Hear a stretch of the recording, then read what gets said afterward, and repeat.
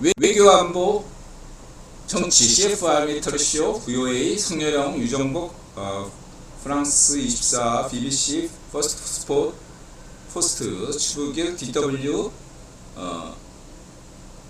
이게 KNG야 날리지인가 좋고 오라클 아이지 홍영민. 그래서 CFR에서 먼저 이렇게 한 거 정상회담 나토에 대해서 이렇게 세 꼭지를 보여줬어요. CFR은 일주일에 한 번씩은 꼭 보시고 꼭 인드라 보면 여러분들이 그냥 일주일에 한 번만 가세요. 세계가 이렇게 돌아가구나. 꼭 CFR 의견에 꼭 동의하실 필요는 없습니다. 마음에 안 들고 저도 동의하지 않을 때가 있으니까 그럴 때는 그래도 동의하지 않아도 세계 흐름이 이렇게 흘러가고 있다. 세계 최고 조직이니까 소위 말해서 그 좌우의 파시오들이 이야기하는 그 개념인 가짜뉴스 개념인 그 딥스테이트의 실체가 CFR이니까 참고하시기 바랍니다. 심지어 그렇게 얘기한 사람도 지난번 얘기했던 그 지정학자 그 친구도 그쪽 시카고 출신이잖아. 어쨌든 그렇고 이 중요한 건 세 꼭지인데 처음에 나왔던 게 어떤 CFR의 주류 의견이고 그 다음에 이제 한쪽은 좀 이렇게 스키 그러니까 약간 좀 러시아 쪽 한쪽은 또 좀 서유럽 쪽 이쪽에 그러니까 독일이 뭔가 너무 지나치게 러시아를 소외시켜서는 안 된다. 그러니까 이 화두는 뭐냐면 우크라이나를 나토에 당장 가입시켜야 되냐 말아야 되냐 여기에 대해서 의견이 있다. 이런 얘기인데 저는 전쟁 중에 우크라이나가 나토에 가입하면 곤란하다고 저도 생각하고 원칙적으로 동의합니다. 다만 문제는 이런 거죠. 폴란드처럼 전쟁이 끝나자마자 신속하게 우크라이나가 가입하기 위해서는 일정표를 제시해 줘야 된다 이거죠. 가이드라인을 쫙 제시해 주면은 전쟁이 끝나자마자 우크라이나가 가입할 수 있잖아요. 근데 그런 어떠한 타임라인을 제시해 주지 못하면 일정을 제시하지 못하면 전쟁이 끝나고 나서라도 한참 후에나 우크라이나가 나토에 가입하는 거다 이 얘기거든요. 저는 거기에 폴란드 의견에 동의한다 이거죠. 근데 그거를 지금 막고 있는 거예요. 지금 폴란드도 당장 우크라이나가 나토에 가입해야 된다 이런 얘기가 아니에요. 전쟁이 끝나면 하루라도 빨리 우크라이나에 가입하려면 어떻게 되느냐 일정을 제시해야 된다 라는 의견이고 독일은 그것도 안 된다 라는 입장인 거죠. 왜? 러시아를 소외시킨다. 근데 독일 입장에서는 인드라가 이해 못하는 바는 아니에요. 19세기 지정학 인드라가 존경하는 비스마르크의 외교술 탁월하다고 생각합니다. 나폴레옹 전쟁 때는 메트르니 오스트리아의 그 총리가 있었고 외교관이 있었고 있다면은 버브 전쟁 당시에는 비스마르크가 있다고 생각합니다. 비스마르크의 사회보장 제도를 인드라가 높이 평가하고 세계 최초죠. 그 다음에 비스마르크의 외교 노선이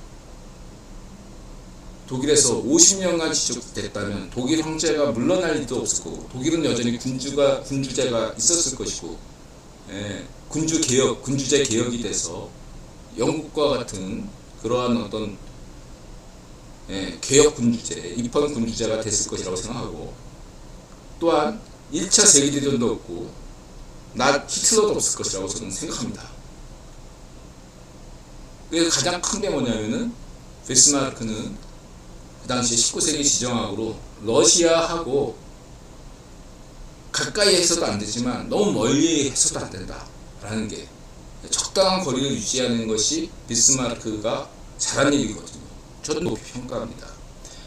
지금 독일에서 러시아를 너무 소외시키지 않는다면 안 된다고 얘기하는 것은 19세기 지정학의 타당한 지적이에요. 제가 볼 때 합리적인 지적입니다. 그러나 지금은 21세기라는 거죠. 21세기.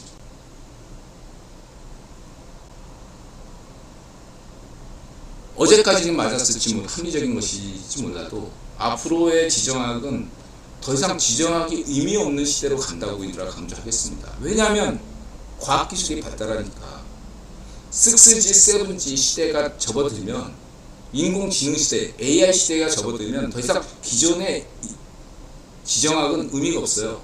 여태까지 지정학이란 건 왜 필요합니까? 구기본이 필요해서요. 구기본이 여태까지 지정학적인 것이 필요를 했어요.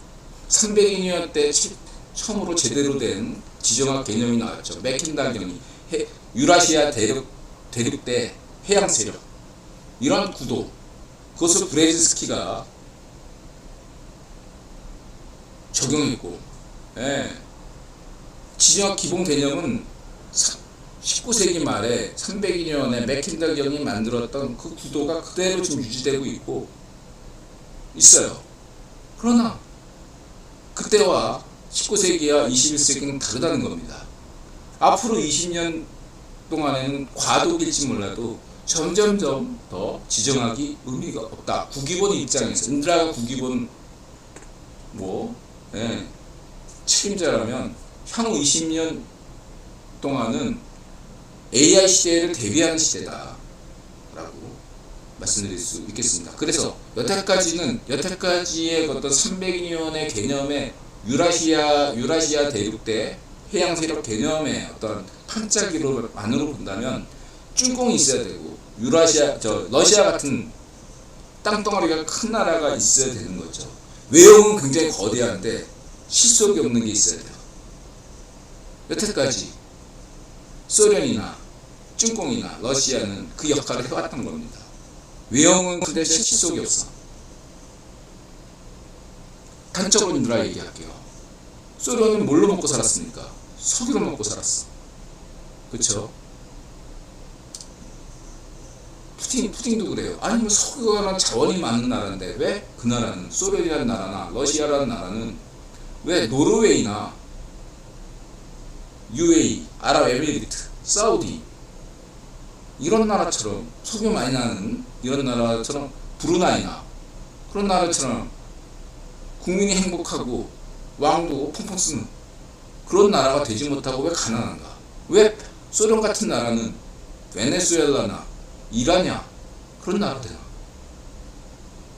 석유가 많은데도 왜 그 나라 국민은 가난한가? 이런 근본적인 질문을 던질 수 있어요. 하나, 지나치게 군사력을 키우니까 군사력을 줄이면 돼. 그쵸? 아주 쉬워. 두 번째는 관료가 부패하면 안 되는 거죠. 부패하잖아. 북한 보세요. 발전 노예제 국가. 뇌물 없이는 안 되는 나라가 북한이에요. 가장 부패한 나라입니다. 중공도 가장 부패한 나라 중에 하나고, 러시아는 말할 것도 없고, 베네수엘라 이런 가난한 나라, 석유를 가지고 있어도 가난한 나라 특징이 관료들이 부패해요. 그쵸? 이 두 가지 요인. 마지막으로는 박정희 대통령 같은 지도자가 없으니까 세 가지죠.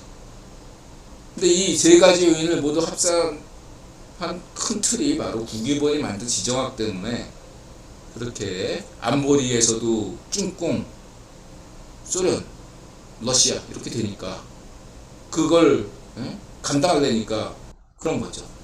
그래서 저는 진정으로 러시아 시민이 행복하고 중국 시민들이 행복한 길을 제시하고 있는 겁니다. 러시아는 분열돼야 됩니다. 쭈공은 분열돼야 돼요. 앞으로의 지정학은 이제 더 이상 필요 없어요. 그런 풍선, 그게 탁 그냥 바늘 맞추면 퐁 터지는 그러한 나라는 더 이상 러시아 시민과 쭈공 시민을 행복하게 만들 수 없어요. 역사적으로 쭈공 시민은 분열했을 때가 더 행복했다는 거 잊지 마시기 바랍니다. 러시아 시민도 마찬가지예요. 군사력을 줄이시고 나라 영토를 모스크바 대공구로 가면 여러분들은 언제든지 얼마든지 선진국 시민으로 살 수 있어요. 쭈공도 마찬가지입니다. 나라를 5개로 쪼개놓으면 쭈공 시민들, 물론 일부는 계속 나는 그래도 모택동 좋아, 자유파시 모택동 좋아, 그럼 거기서 그렇게 살라르고 나머지 쭈공 시민들 대다수는 재밌게 살면 돼요. 행복하게. 하나로 있는 한 지금처럼 맥공 시파르나 푸딩이 같은 멍청이가 인터넷 때는 좋지 뭐. 인터넷 쪽에서 나쁘지 않아요. 맥공 시민이 인터넷 지지하잖아. 맥공 시민 멍청하니까. 예. 멍청한 애가 이 나라 지도자면 전 좋아요. 예. 이해하시죠? 예. 똑똑한 지도자를 만들 수가 없어. 국가 입장에서 멍청한 애를 맥공 시민이나 푸딩 같은 멍청한 애를 러시아나 중공 지도자로 임명해야지 국유원이 구도가 딱 맞거든. 근데 그것도 20년이 안 남았다. 이거 AI 시대가 되면 더 이상 국가 입장에서는 그런 어떤 해양 세력 필요 없어요. 군사력 면에 생각해 보세요. 7G, 6G 나온다. 지금 뭐 핵잠수함이 막 그 예산 엄청나게 써가지고 지금 바다 밑으로 왔다 갔다 하는 말이야. 근데 7G, 6G만 해더라도 6G 갖고는 안 신경 썼지만 7G까지만 가면 그냥 더 이상 그 잠수함 생활 할 필요 없어요. 사람들이 그냥 무인으로 원격조 정도 다 돼. 그리고 7G 시대가 되면 전제? 지금처럼 할 필요 없어요. 건물도 파괴할 필요 없고 필요한 사람만 요인만 딱 제거하고 끝나는 게임이 돼요. 전쟁이. 지금처럼 소모전으로 뭐 탄약 재고 소진하고 그럴 필요가 없는 시대가 돼요. 7G 시대가 되면 전쟁의 판도가 바뀌어요. 간단하게 얘기해서. 그냥 푸딩만 제거하면 끝나는 게임이 되는 거죠.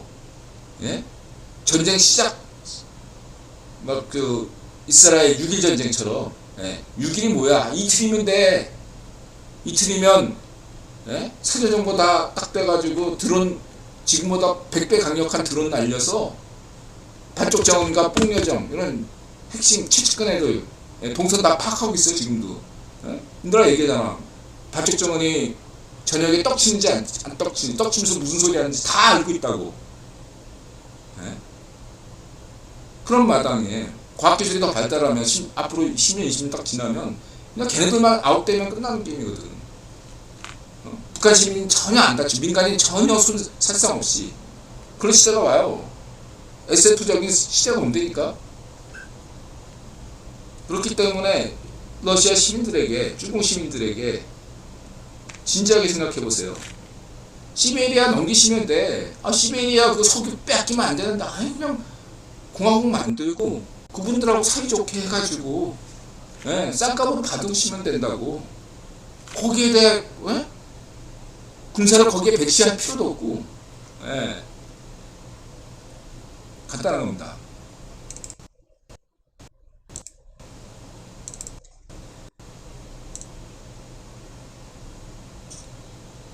실속이 중요하다. 이런 말씀을 드리고 싶어요.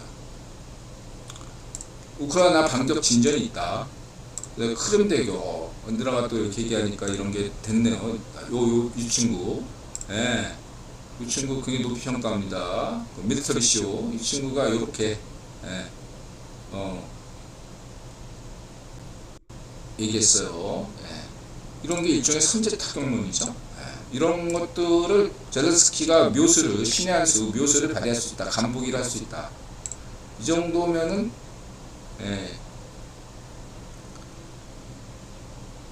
나토에서도 허용 가능하다. 아직 나토 회원이 아니니까. 이렇게 보시면 되고요.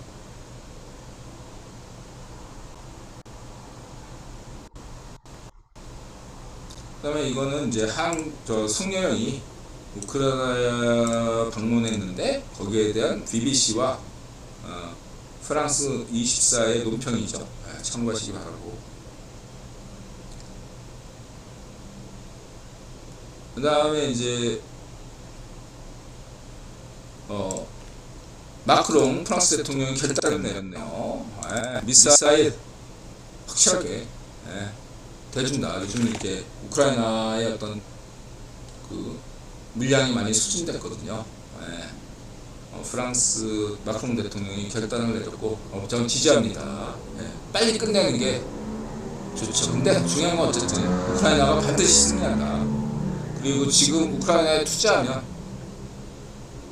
그 이상으로 돌아온다 라고 저는 확신하고 있습니다. 뭐 지금 50조라고 하는데 전쟁 끝나면 50조가 아니라 500조, 5000조가 될 수가 있다. 저는 그렇게 생각하고 있습니다. 윈입니다. 말씀드리고 싶어요. 이거는 아사히하고 저하고 잠깐만요.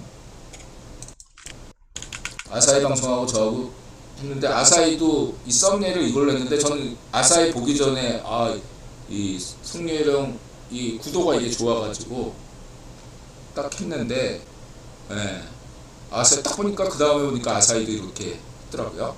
아사히뿐만 아니라 다른 방송도 이렇게 했습니다. 참고하시고요.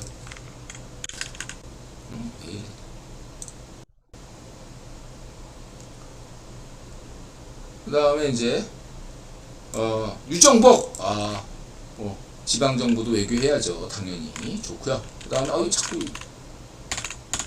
인천은 정당 현수막 철거 헌법의 위헌이다. 맞죠. 민간들이 현수막 달리면 돈 내라고 하고 정치인들 현수막은 공짜로 다는 게 말이 되냐. 맞습니다. 이건 헌법소원을 하셔야 돼요. 유정복 인천시장을 지지합니다. 참고하시고요. 그 다음에 홍영님의 여론조사 뽀객이 뭐 이거는 제가 볼 때는 얘기 안 할게. 참고만 하세요. 그냥 홍영님 참고만 하세요. 여론조사는. 그 다음에 워시토토 조은정 아나운서 돌직구. 그 다음에 이 제임스 준 월트 재팬 아메리카 소사이어티 회장. 또 중요하죠. 왜냐하면 대럽주가 재팬 아메리카 소사이어티 회원입니다. 그 다음에 안키판다. 이거는 이름이 인도계 스타일. 인도계. 요즘 인도계들이 많이 뜨고 있죠. 카네기 재단 선임 연구원입니다. 책을 김정은과 폭탄. 어쨌든 지금 카네기 재단은 지난번에 잠시 소개했는데 카네기 재단은 힐러리파와 오바마파 양쪽이 치열하게 맞붙다가 지금 카네기 재단은 현재 오바마 완승 구도다. 오바마 파가 우세하다. 이렇게 저번에 제가 잠깐 얘기한 바 있습니다. 참고하시고요. 보통 카네기 재단은 미국 싱크탱크에서 자유좌파 평가를 받습니다. 카네기 재단 하면 굳이 얘기하면 친민주당, 친미국 민주당이라고 할 수 있어요. 그 다음에 두 분 다 좋은 말씀 많이 하셨고 따로 보탤 얘기가 없습니다.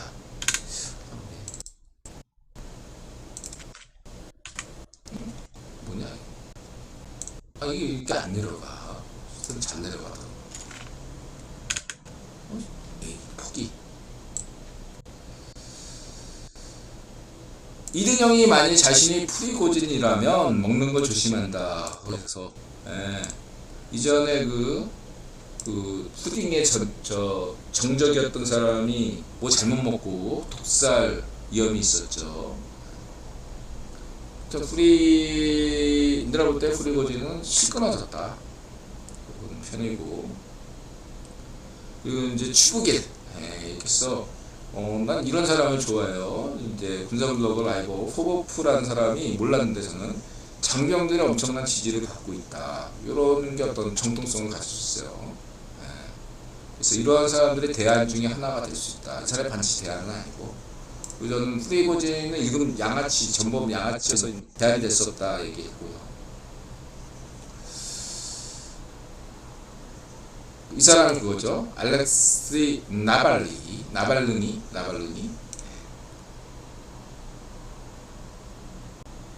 대안 중에 하나다.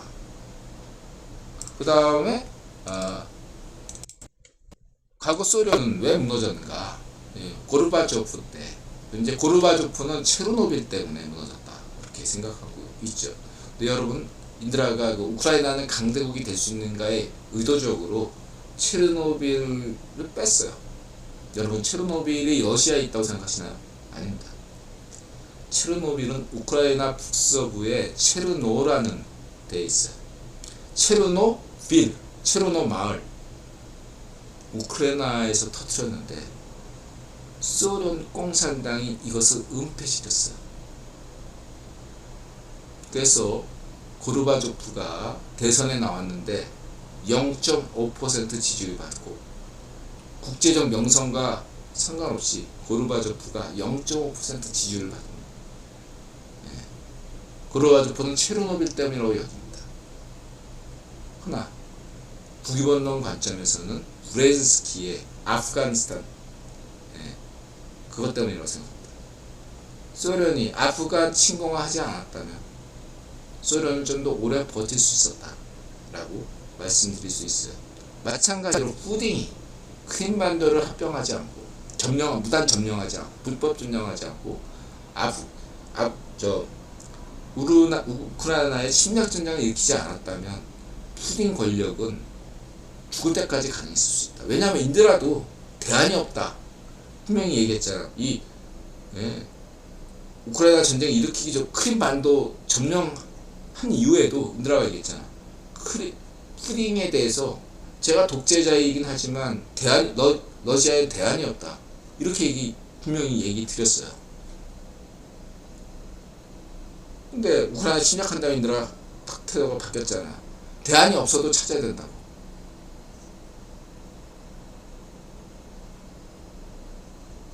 우크라이나 전쟁으로 인해서 러시아 푸딩 정권은 망할 수밖에 없고 망해야 돼요.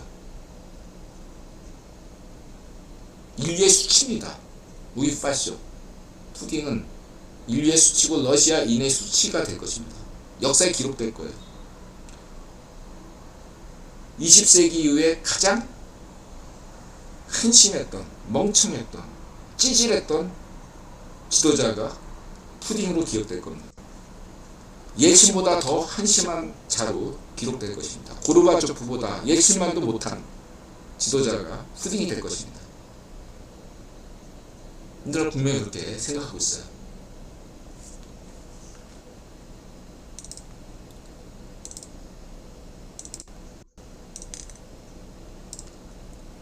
그리고 이제 이건 독일 방송인데 DW. 역시 정치인은 이 말빨이 세요. 임란 칸의 인상은 카다피. 리비아의 카다피 있죠. 걔하고 이미지가 굉장히 비슷하네. 이 친구 말하는 스타일이나 얼굴 이미지가 완전히 이제 그런 건 아니지만 그 리비아 카다피도 장점이 있거든요. 이 친구도. 근데 지금 말하는 방식이나 스타일이나 여러 가지가 제가 볼 때 리비아 카다피가 뭐 이렇게 환생했나? 그렇게 볼 정도로 임란 칸. 저 정도면 파키스탄의 제국이네. 하여튼 잘해보고, 어쨌든 독일 방송에서 이렇게 인터뷰한 것에 대해서 저는 독일 방송은 높게 DW를 높게 평가하고, 이 파키스탄 이 지역이 과거 이렇게 베어린 가문과 로스차일드 가문이 나눠먹기 할 때 인도는 로스차일드, 파키스탄은 베어링 이뤘던 지역이고, 미국은 1973년 이전까지 파키스탄에 관여할 수 없었던 위치이고, 73년 이후로도 한 10년 동안은 제가 볼 때 내부 정리를 해야 되기 때문에 파키스탄이 우선순위가 아니었다 이거죠. 인드라 볼 때 미국이 파키스탄에 조금이라도 관심을 기울였던 시기는 언제부터냐면은 저는 1990년대부터라고 보고 있어요. 1990년대부터 이렇게 보고 있습니다. 잠재력은 큰 나라죠. 땅덩어리도 크고 자원도 많고 그다음에 인구도 2억이고 당장은 많이 힘들다.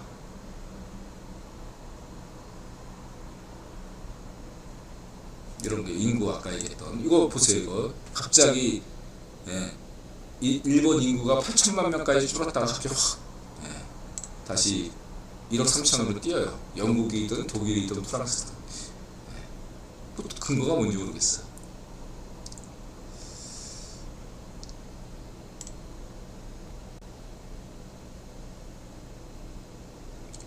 이건 뭐 춘공의 문제.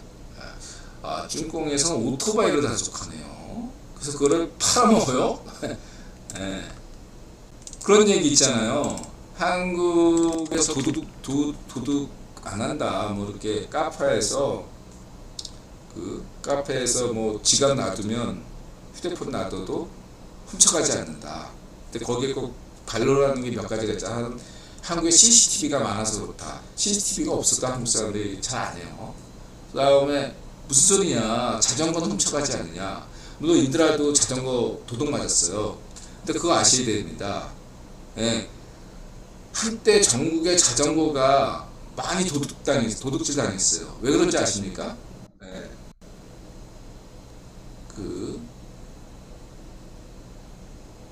깽단 비슷한 애들이 전국을 돌면서 자전거를 훔쳐가지고 동남아에 팔아먹었어요. 그걸 어떤 사람들은 뭐 동남아시아 자꾸 근로자라고 자꾸 얘기하시는데 대다수 동남아 근로자들은 선량합니다. 진짜로 제가 접하고 그래. 근데 어느 조직이든 전 세계 어디든 그래요. LA에 가면 한국인 갱이 있어요. 한국인 갱이 있다고 한국 사람 전체를 매도할 수는 없잖아요. 한국인 갱도 있고 차이나 갱도 있고 일본 갱도 있어요. 어디든 그래요. 근데 그런 갱들은 누구를 더 착취하고 그러냐면 자기 동족으로 착취합니다. 한국에 있는 예를 들면 조선인 갱이 있다. 조선 제중동포를 착취합니다. 걔네들은 그 브로커들. 미국에 있는 그 미국 갱도 한국인들을 착취하고 사기짓하고 멕시코 갱도 마찬가지고 멕시코 사람들을 대상으로 그런 거죠. 다 마찬가지. 이탈리아 갱이나 유대인 갱 다 그랬어요. 아일랜드 갱. 동족 혐오. 동족들 재산을 뺏어서 지 부를 착취하는 하는 반쪽 일성 같은 놈들인 거지. 일반화시키면 안 됩니다. 어쨌든 그 자전거가 한국 사람들이 훔쳐갔다고 보시면 안 돼요. 그렇다고 그 동남아 근로자분들이 훔쳐갔다 이렇게 생각하셔도 안 돼요. 그냥 갱들이 훔쳐갔다. 근데 여기는 갱이 아니라 중국의 경찰이, 쭝공 경찰이 중국에 세금이 없어가지고 이런 걸로. 한국도 그런 거 있잖아요. 교통과에서 야 할당량 줄 테니까 좀 실적 좀 올려. 그러면은 꼭 안 보이는데 그런데 딱 잡아가요. 있잖아요. 알잖아요. 다. 어느 자리에 딱 앉아 있으면 걸리잖아요. 저도 많이 걸렸죠.